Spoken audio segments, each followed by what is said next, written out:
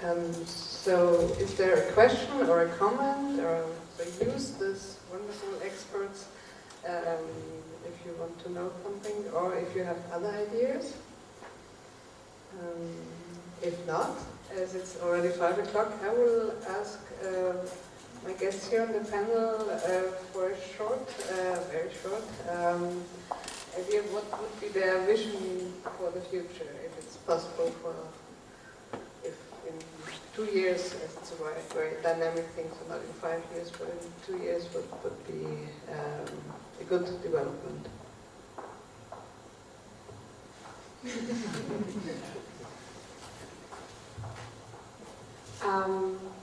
Okay, well actually I would just come back to what I've mentioned before, that my vision would be, and I hope it's been supported, that short film distribution is also more concerned on what's going on online now, to pay attention on them, because this is our audience we are going to work with in the next years, and the digital natives, they have I think a different attitude to some situations of how you consume films, and how you look for films, and how you talk on films to your friends, and I think we have to keep this in mind. For short films in particular, it's a totally selfish ambition actually, and that is that you can purchase a short film with your phone without having to enter credit card details, and it's billed to your phone number, and then you can watch that later on your computer or on your connected TV. So the ability for the audience to purchase instantly, I think that will be the biggest, most dynamic change, is when we get rid of credit cards. iPhone 5 will have to let believe. We're launching it next week. On Zong, it's an Austrian company, and the way it works is in our video player you enter your phone number, and it texts you a password, and it unlocks the film. But the problem is it's incredibly, Orange or T-Mobile or whatever country take easily 50 or 60% of the sale price, so it's not a very good business model at the moment. I think we are talking. I think there were 4,500 films. They were being watched by the team of the festival here. So 4,500 films in 1 year. More than 4,500 films have been made, and on the German competition, I don't know how many, but it should be more than 500.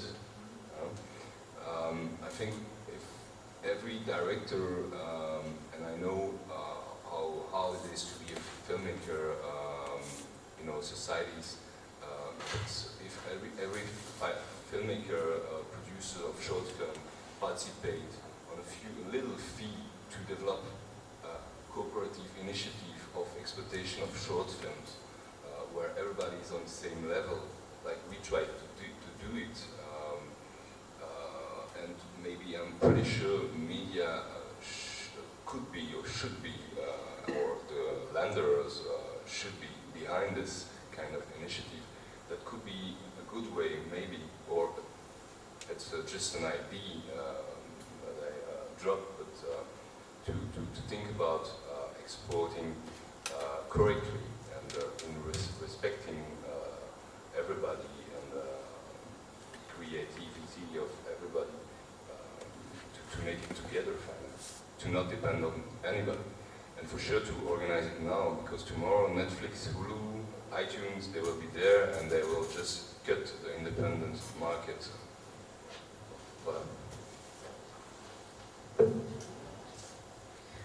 I said that in class as well. For me, this is kind of a schizophrenic question, because I am coming and earning my money with licensing films in a classical licensing model that works in the way that this is the most revenues that we get.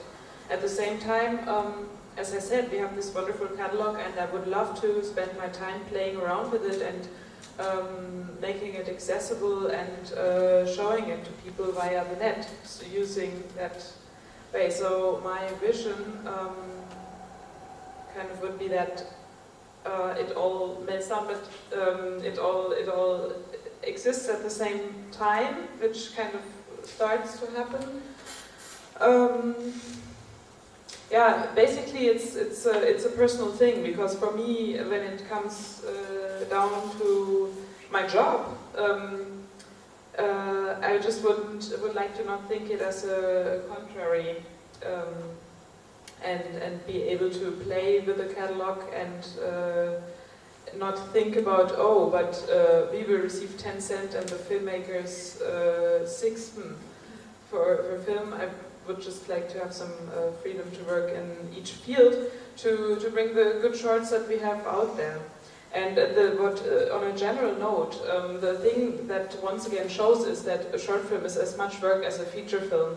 And it's the same when showing a short in the cinema or when making it. It's basically the same amount of work, but the revenue models are not the same as in features, and they're not established. They're not even really established in the cinema. So basically, it's the same short film situation that we're having in old media as well, and that's just on the basic level to have that in mind. That